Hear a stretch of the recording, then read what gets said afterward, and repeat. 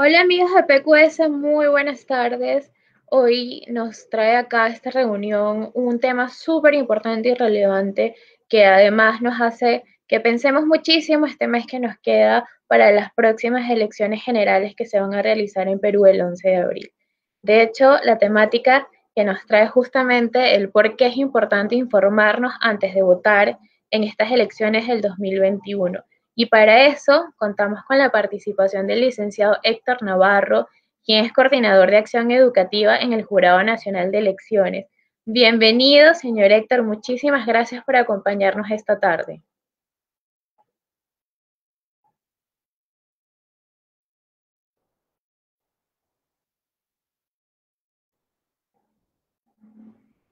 Me parece que está, no logro escucharlo.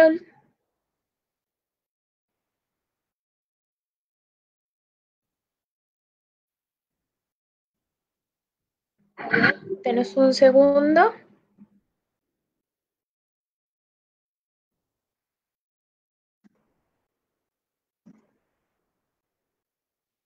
Bueno, mientras vemos el audio del señor Héctor, que seguro se demorará solo unos segunditos. Les damos las gracias a todos los que se hayan podido conectar y de hecho les pedimos como siempre que aprovechemos el espacio que tenemos para que podamos informarnos muchísimo. Creemos que este tema es de suma relevancia para todas las personas que vivimos acá en Perú y es muchísimo, es muy importante que logremos empezar a informarnos, que logramos entender un poco sobre cómo funcionan las elecciones, que ya faltan realmente días para que tomemos esta decisión.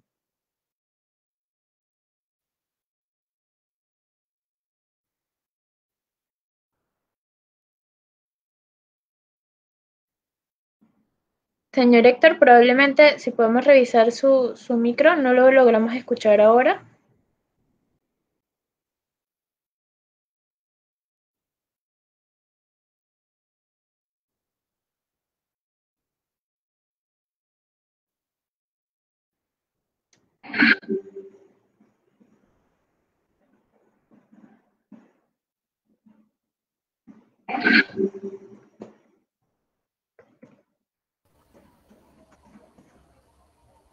A ver, ¿me escuchan ahí?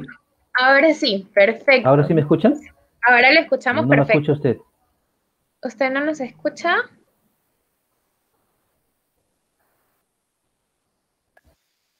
¿Ahora me Ahora escucha? sí, sí, ahora le escucho. ¿A usted me escucha? Sí, todo Ah, perfecto. ahora sí, ahora sí. Estas son estas fallas que nos da Del en vivo. la conexión digital y el en vivo. Sí. Bueno, le decía buenas tardes con todas y todas. Agradezco al portal PQS que nos den esta oportunidad de difundir estos contenidos a escasos casi 30 o 31 días de la elección del 11 de abril, ¿no? Entonces, es muy importante tener los espacios de conversación, de debate, para poder, o que la ciudadanía en general pueda conocer un poco más de las organizaciones políticas y de los candidatos, de tal manera que se tome una votación consciente e informada.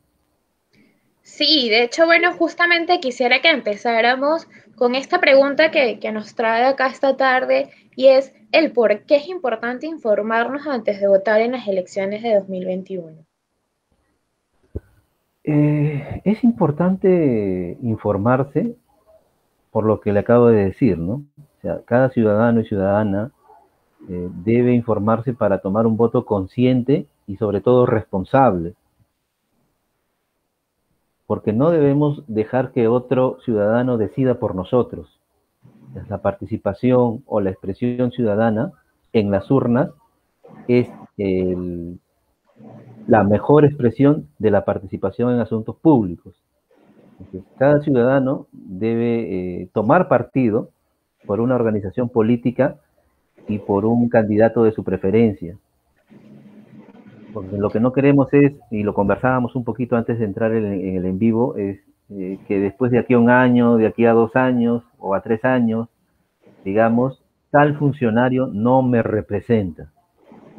Hay que recordarle a la gente que nos está siguiendo en la transmisión, todos los cargos de elección popular son esos, ¿no? Son cargos que son elegidos por cada uno de nosotros. Los señores que están en el Congreso, en el Poder Ejecutivo, en los gobiernos locales, son elegidos por nosotros. Entonces, tal vez nosotros no somos conscientes del poder que tenemos cuando vamos a los locales de votación a emitir un voto. Pero o sea, la mejor manera de tomar un voto informado es buscar información, es indagar, es preguntar, es escuchar múltiples opiniones, ¿no? Y producto de eso poder tomar una decisión. De hecho, justo ahí yo quisiera que quisiéramos un poquito más de fondo y es en que informarse no es necesariamente solo revisar redes sociales y ver qué se dice del candidato, sino entender mucho más y buscar fuentes oficiales, ¿no? O sea, realmente interesarse en conocer sobre el plan de gobierno de cada uno de los partidos, las hojas de vida de cada una de las personas que quieren representarnos, ¿no es así? Es cierto, es importante obviamente que la gente esté pendiente de las noticias, de los bloques de debate de los candidatos, porque en época electoral la oferta en medios da para esto, ¿no? Para charlas, para debates, pero a veces la gente no se preocupa por escuchar las propuestas, ¿no? Y vota más por simpatía o antipatía. Ahora, más allá de la información que podamos obtener en un medio de comunicación, es importante que cada uno de nosotros busque una información de manera directa, ¿no? Y es en este caso que el jurado pone a disposición una plataforma para que la gente tenga un criterio más objetivo para una toma de decisión, ¿no? ¿Y qué me refiero con un criterio más objetivo, ¿no? Está en la plataforma y lo vamos a ver en unos minutos, los planes de gobierno, las hojas de vida y otros detalles que son importantes que cada uno de los ciudadanos conozcamos, ¿no? Y que eso nos sirva como un elemento de gran peso para la toma de una decisión, ¿no? Más allá de una noticia que pueda escucharse en una radio, en una televisión, en una red social, que a veces puede ser cierta o a veces puede ser falsa. Entonces, nosotros como ciudadanos debemos actuar de manera responsable y tomarnos siquiera unas horas en estos poco más de 30 días que quedan para la elección para indagar un poco de los candidatos cuya propuesta nos interesa, ¿no? Y de esa manera poder tomar una decisión mucho más informada. Y de hecho, hace un ratito también mientras conversábamos decíamos que parte de lo que ocurre o lo que se escucha en el común es decir que apuestan por el menos malo siempre y que particularmente sería mejor promover qué propuesta de gobierno se parece más a lo que yo sueño como país, ¿no? Tratar de no pensar en el mal menor, sino en qué puedo mejorar, qué va a mejorar esta persona si yo la elijo. Entonces, partiendo más o menos de esa idea, ¿cuál considera usted que deberían ser los aspectos que debería considerar cada elector al momento de elegir un candidato? Muy interesante la pregunta, ¿no? En las últimas décadas, diría yo, nos hemos caracterizado por ser el país del mal menor. Y esa mentalidad es la que debe cambiar, ¿no? Y la única manera de que esto cambie es con información. Ahora, ¿qué información es la que un ciudadano debería tomar en cuenta? Es justamente la que va a encontrar en la plataforma del voto informado, que es el plan de gobierno, las propuestas, las líneas programáticas de cada organización política en cuanto a políticas públicas, en educación, en economía y en salud, ¿no? Que es, de acuerdo a la coyuntura actual, va a marcar la pauta incluso de las demás actividades, ¿no? Porque si va bien la salud, va a caminar la economía y van a caminar otras cosas. Pero aparte de los planes de gobierno, está el perfil de cada candidato, ¿no? El perfil académico, el perfil profesional e incluso la relación de sentencias y propiedades con las que este candidato se presenta a una elección, ¿no? Y esos son elementos objetivos que un ciudadano puede evaluar para tomar una mejor decisión. Sí, de hecho, bueno, si cada una de las personas que va a elegir se dedicara a revisar los planes de gobierno, incluso tienen las soluciones que plantean para cada una de las diferentes situaciones del país, ¿no? Tienen propuestas en temas de economía, en temas de seguridad, y realmente tendríamos que evaluar cada una de estas propuestas y ver cuál se parece más a lo que yo creo, a lo que yo considero, ¿no? Por otro lado, señor Héctor, estas son elecciones generales, las del 11 de abril, en donde también se van a elegir congresistas y representantes para el Parlamento andino.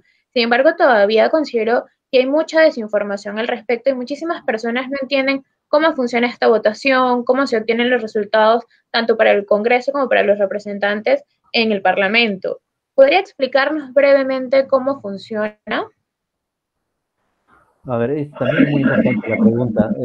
Yo creo que todos los ciudadanos que ya han participado en una elección, eh, no me dejarán mentir, en realidad lo que vamos a hacer este 11 de abril es tener 3 elecciones en una prácticamente, ¿no? Porque la cédula es un papel grande dividido en 3 columnas, una para la elección presidencial, otra para la elección del Congreso y otra para la del Parlamento andino.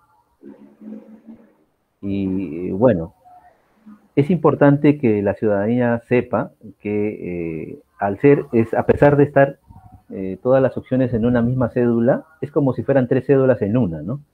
Que incluso el ciudadano podría, si desea, emitir su voto por una organización política para presidente, y si desea, una organización política diferente para el Congreso, y si desea, por una organización política para el Parlamento andino, o si desea también una misma organización política para estas 3 tipos de elección. Ahora, en cuanto a cómo se elige el Parlamento andino y el Congreso, es básicamente bajo la misma fórmula, ¿no? Se determina en función a la cantidad de votos obtenidos por cada organización política.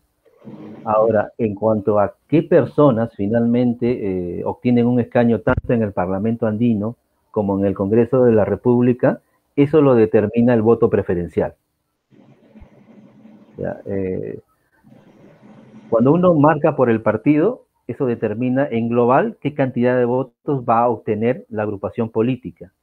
Y luego de una operación matemática se obtiene la cantidad de escaños que va a tener una organización política en el Congreso. Una vez que se ha determinado la cantidad de escaños por organización política, entra a tallar el voto preferencial y de alguna manera va a reordenar la lista, ¿no? Porque como todos sabemos, estamos viendo en prensa y en medios y por otras elecciones, cada lista congresal, por ejemplo, cada candidato tiene un número asignado, ¿no? En el caso de Lima es del 1 al 33, o 34 me parece, por el tema de la paridad y la alternancia, ¿no? Porque tienen que ser números pares. Entonces, esa numeración que se asigna al candidato para efectos de la inscripción se rompe por el voto preferencial. ¿Esto qué significa? Que si el partido Z, de acuerdo a la votación obtenida, por ejemplo, se le asignan 5 escaños. Esa organización política tiene 5 escaños. Ahora, en el caso de Lima, de esa lista de 33 congresistas, ¿cuáles serían los 5 que ingresen? Sería en este caso los congresistas más votados a través del voto preferencial los que accederían a estos 5 curules, ¿no? En el ejemplo que estoy presentando. Entonces no necesariamente va a entrar el 1, el 2, el 3, el 4 o el 5. Puede entrar el 2, el 15, el 20, el 31. Eso va a depender de la votación preferencial que hayan obtenido estos candidatos. Y la misma fórmula se aplica para el Parlamento andino. Ahora, es importante también a propósito de este punto, tener en cuenta que para que los partidos políticos tengan una representación en el Congreso, se tienen que cumplir ciertas condiciones. No basta con que un candidato a nivel personal tenga una alta votación, porque se ha dado casos que ha habido congresistas que han tenido 90.000 votos, 100.000 votos de manera individual en el voto preferencial, pero que sin embargo no han accedido a una curul. Y esto sucede porque la Ley Orgánica de Elecciones establece 2 condiciones para poder tener una representación real en la Cámara Parlamentaria, ¿no? ¿Y cuáles son estas 2 condiciones? En primer lugar, que la organización política obtenga el 5% de los votos válidos en cada elección, ¿no? Puede ser el 5% de votos válidos en la elección presidencial, el 5% de votos válidos en la elección congresal o el 5% de votos válidos en la elección del Parlamento andino. Si cumple esa condición, obtiene su representación parlamentaria. Y la otra condición de no alcanzar el 5% de los votos válidos sería que la organización política obtenga una cantidad de 7 congresistas en diferentes circunscripciones. Y al decir circunscripciones me refiero, bueno, para que la gente lo entienda, a departamentos, ¿no? Cada departamento del Perú es considerado como una circunscripción, a las que se le agrega, son 24 departamentos, se le agrega la provincia constitucional del Callao, Lima provincias, y últimamente la representación de peruanos en el extranjero, ¿no? Entonces, lo que hace que tengamos 27 circunscripciones electorales. Perfecto, bueno, de hecho, vamos a hacer a toda la audiencia, les contamos que vamos a hacer un webinar donde vamos a estar profundizando más en todos estos temas un poco más técnicos, ¿no? Pero yo de toda esta explicación quiero retomar el tema de que en estas mismas elecciones generales es mucho lo que se toma en juego y justo yo quisiera que nos cuente o que le explique, sobre todo a todas estas personas que todavía están indecisas, cuál es el valor del voto y qué puedo yo lograr realmente a través de este. Bueno, el voto de cada uno de nosotros es muy importante, ¿no? Es muy importante. Nuestro voto puede cambiar el destino del país. O sea, lo que establece la ley es que el voto es libre, obligatorio, voluntario y que tiene el mismo valor para todos los ciudadanos del país. El voto de las personas que nos están escuchando vale tanto como el mío, como el de un amigo, como un familiar. Entonces, con nuestro voto podemos poner a una organización política al frente del Poder Ejecutivo. Con nuestro voto podemos poner a una organización política con representación en el Congreso y lo mismo en el Parlamento andino. ¿Ya? En realidad parece que no somos conscientes de la importancia de nuestros votos. Y lo que promueven en realidad los organismos electorales es que los ciudadanos participen en estas elecciones con votos válidos a favor de alguna organización política. Porque, bueno, hay otras opciones, otras alternativas al momento de emitir un voto, pero lo que promovemos justamente es el voto válido por la organización política de la preferencia de cada uno de los ciudadanos del país, ¿no? Eso es lo más importante, ¿no? De hecho, de ahí hay dos cosas, ¿no? Uno, que más allá del hecho de que realmente el voto es un derecho y somos libres de decidir por quién vamos a votar, es que dentro de cada uno de los electores está la responsabilidad de qué pasará después, ¿no?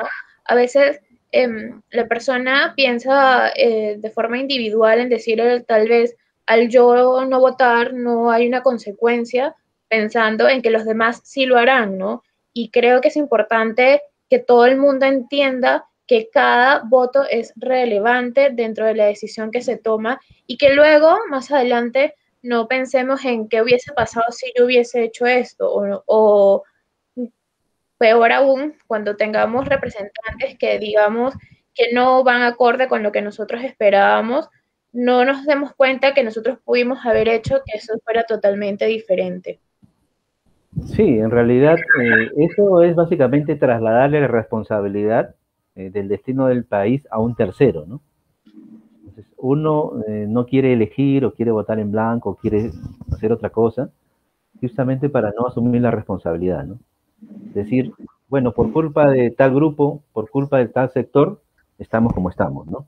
Y nosotros como ciudadanos no asumimos esta responsabilidad y no tenemos conciencia de la importancia de cada uno de nuestros votos. Estamos en democracia y un voto puede marcar la diferencia. Un voto puede hacer que sentemos a alguien en Palacio de Gobierno. Un voto puede hacer que una persona se siente en el Congreso. Entonces, debemos ser conscientes de la importancia de cada uno de nuestros votos. Nuestros votos pueden cambiar el destino del país. Entonces, la idea es que nosotros tomemos una decisión y decidamos apoyar a alguna organización política, cualquiera, la de su preferencia, pero en base a un análisis objetivo de propuestas, de perfiles, y como usted decía, poder empatar lo que nosotros queremos con la propuesta electoral que nos presentan las organizaciones políticas. Pero para eso hay que leer, hay que indagar, hay que empaparse un poco de los planes de gobierno, de las propuestas concretas, ¿no?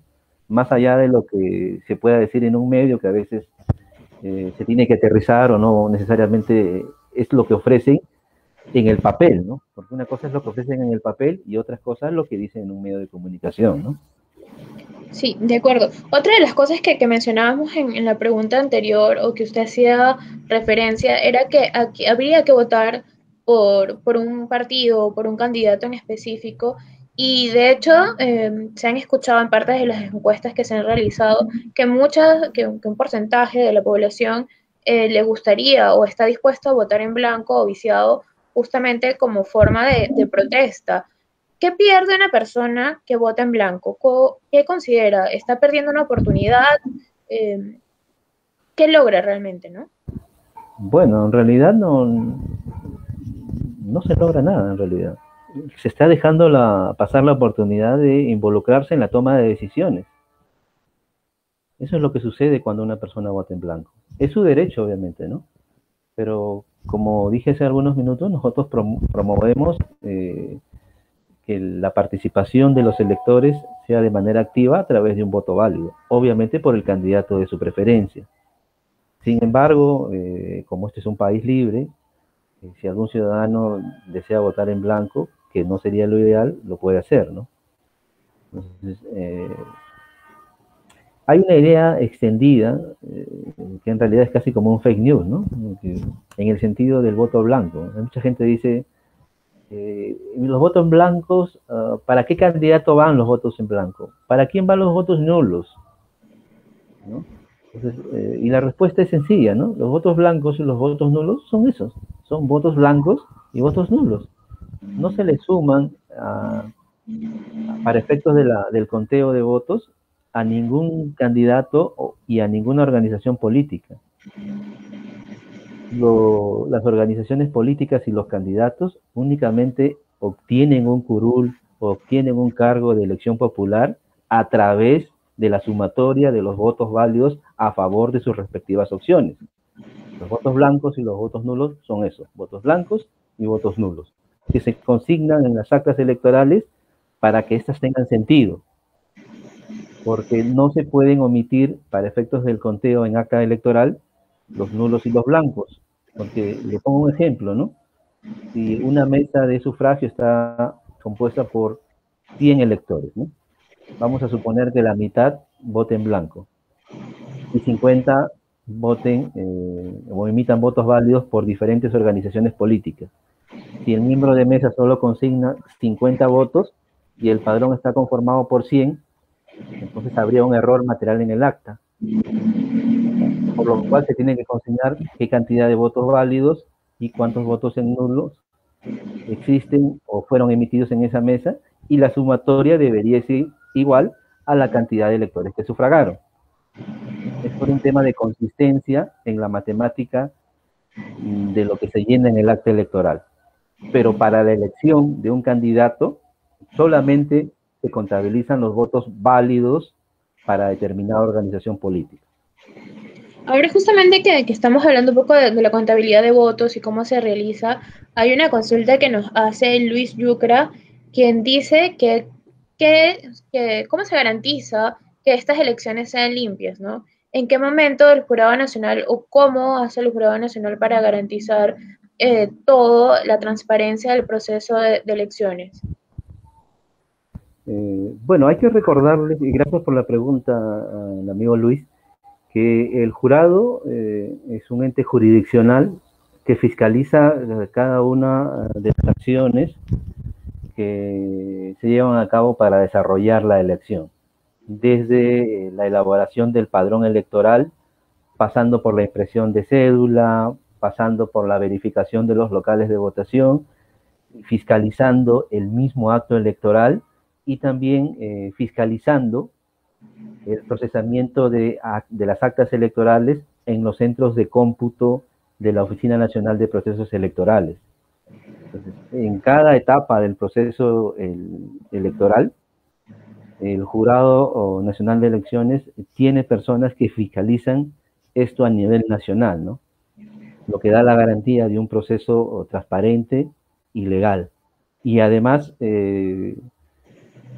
tengo entendido que van a llegar observadores internacionales, me parece que la OEA es uno de los que van a estar presentes en la elección, para que pueda corroborar la transparencia del proceso electoral, ¿no? De acuerdo. Luego, según encuestas recientes, hasta ahora, a un mes de las elecciones, que realmente es muy poco tiempo, solo el 25% de los peruanos sabe por quién votaría. Eh, ¿Qué consideran que ustedes podrían hacer para que el 75% restante de la población pueda empezar a tener una posición, ¿no?, sobre quién va a votar? Porque de hecho es un porcentaje muchísimo mayor al que ya tiene una idea. Bueno, la respuesta está en el ciudadano, ¿no? La respuesta la tiene el ciudadano. Entonces, hay que trasladarle la responsabilidad al ciudadano. O sea, ¿por qué el ciudadano, faltando 30 días y horas del proceso electoral, no busca información? ¿Por qué la gente cuando hay un debate electoral le cambia el canal? Entonces, cada uno debe asumir una responsabilidad y ser consciente de que esto de la elección es un tema serio y que va a marcar la pauta de lo que vaya a suceder en los siguientes 5 años, en varios temas, ¿no? En economía, en salud, en educación, etcétera. Nosotros coadyuvamos de alguna manera a ofrecer información a la ciudadanía y lo hacemos a través del portal del voto informado. Ahí cada ciudadano va a poder visualizar la versión completa de los planes de gobierno de cada organización política y también la versión resumida, ¿no? Asimismo, va a visualizar la hoja de vida o las hojas de vida de todos los candidatos, tanto de los postulantes a presidente, a vicepresidentes, los candidatos a congresistas de la República y los candidatos al Parlamento andino. En la hoja de vida vamos a encontrar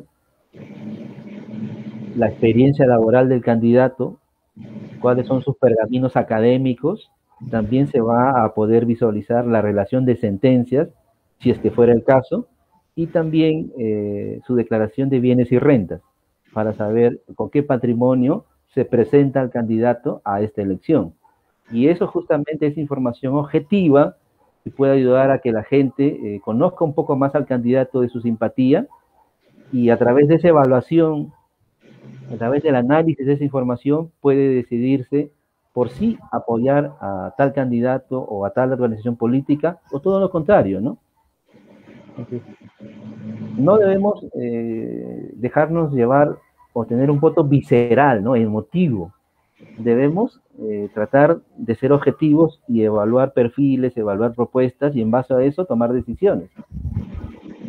Sí, de hecho, justo ahora que nos habla de Voto Informado, que es una plataforma que ha desarrollado el Jurado Nacional de Elecciones, ¿podría explicarle a los que están conectados ahora y a los que seguramente van a ver la entrevista luego cómo pueden ingresar a la plataforma que necesitan? De hecho, es una página que está de manera online donde podría todo el mundo ir revisando la información que tenga cada uno de los candidatos, ¿no?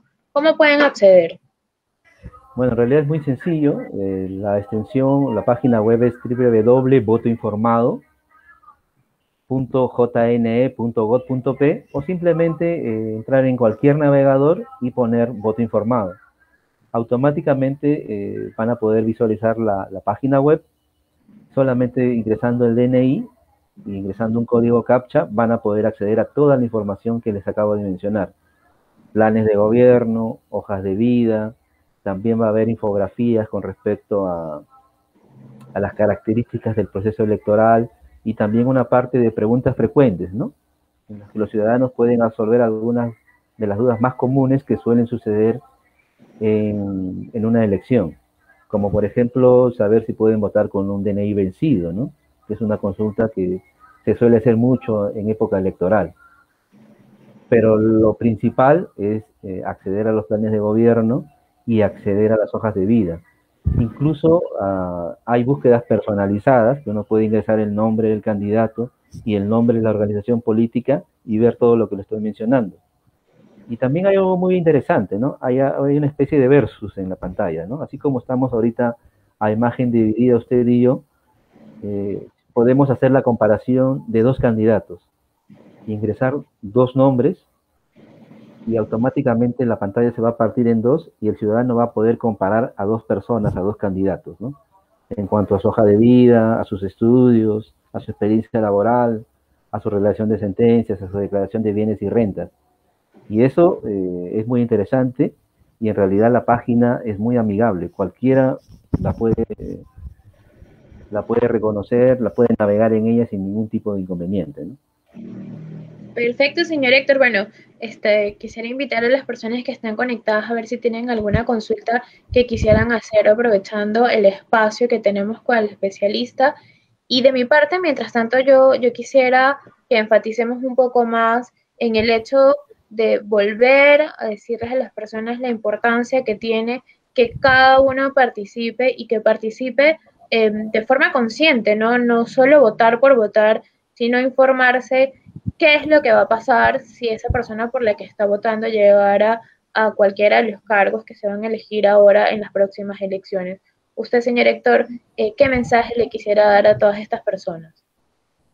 Bueno, lo único que yo quisiera es exhortarlos a que visiten nuestra plataforma y si no pueden hacerlo, eh, igual estar atentos a todo tipo de comunicación. No solamente hay el portal del jurado, existe el portal de transparencia y otras organizaciones no gubernamentales que ponen a disposición este tipo de información.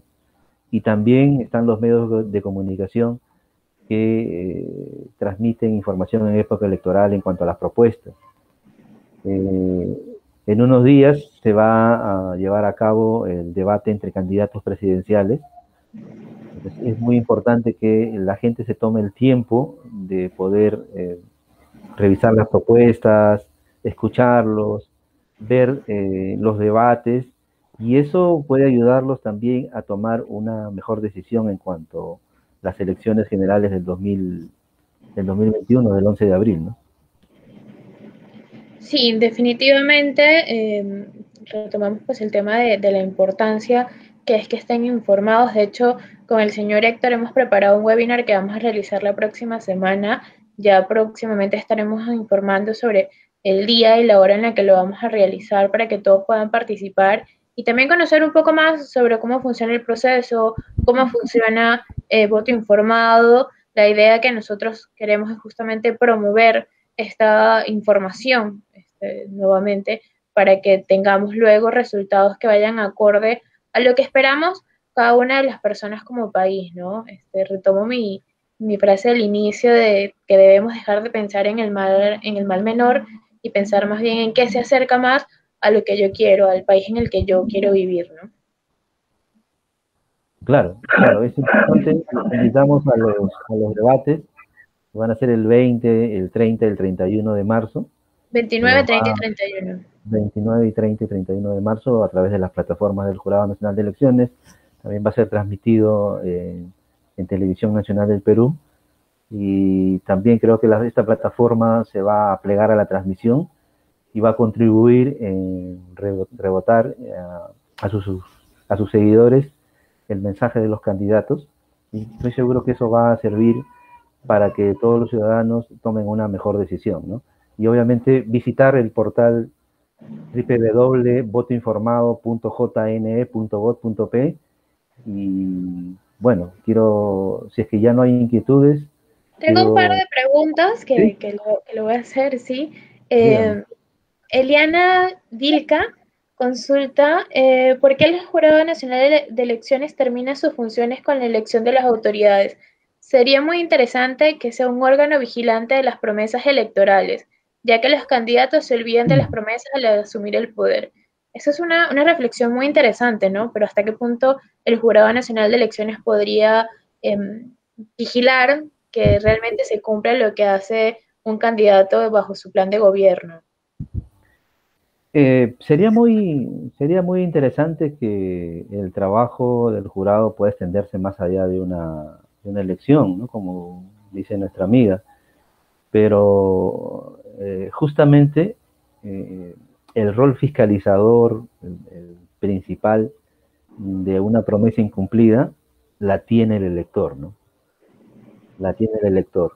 Si en el pasado hay algún candidato que ofreció algo y no lo cumplió, y se vuelve a presentar él y su organización política, ya está en manos de cada uno de nosotros renovarles la confianza, ¿no? Justamente en época electoral, en elecciones, sean generales o municipales o de otro tipo, el ciudadano tiene el poder de decidir si le renueva la confianza a una organización política o hace todo lo contrario, se la quita. Entonces, lo que hacemos a través del jurado es tratar justamente de promover esa conciencia cívica y ciudadana del ciudadano, ¿no? Que se acuerde qué es lo que ha sucedido, que tenga memoria, y en base a eso y a información objetiva como la de la plataforma, pueda darle la confianza nuevamente a una organización política o retirársela, ¿no? Perfecto. Luego, el señor Walter Concha consulta cómo se detectarán los fraudes en las elecciones. Bueno,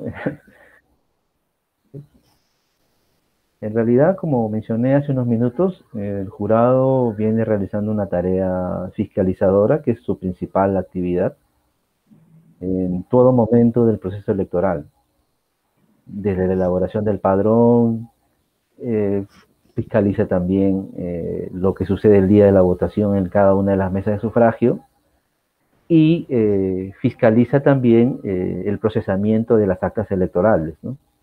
Entonces, de esa manera se asegura que el proceso se lleve a cabo con normalidad y transparencia, ¿no?